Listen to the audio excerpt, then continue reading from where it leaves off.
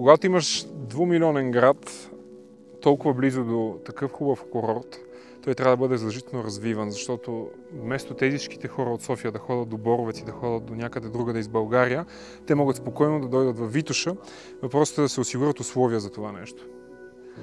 Точно заради това трябва да се намеси и общината, а и държавата от друга страна, защото това трябва да стане заедно, понеже общината сама по себе си няма как да намери и средствата, за да построи лифтовете, но съвместно с държавата Природен парк Витоша може да стане едно по-хубаво място, което да се ползва от всички в България и най-вече от всички софиянци. За да създаваш хора, за да създаваш шампиони, трябва да имаш нужната база, да имат къде да тренират, да имат къде да се развиват, иначе те се опитват да бягат.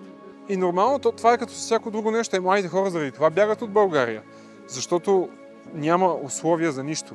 Ние говорихме и за доходи през кампанията, говорихме и за жилища, говорихме за деца, но въпросът е, че и спорта е лошо развит, заради това и нашите спортисти бягат в Европа, бягат в Америка, бягат в държави, в които спортът е уреден, те могат да се развиват, могат да спортуват пълноценно и могат да печелят златни медали, за разлика от много наши спортисти, които нямат тази възможност да го направят в България, просто защото няма условия. А България има много таланти и заради това те трябва да бъдат стимулирани, развивани, за да могат да останат в България и да развиват българския спорт.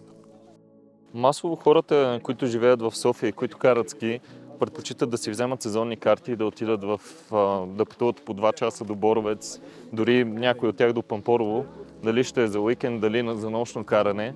И това са хора, които просто са разочаровани от липсата на инфраструктура в Витоша.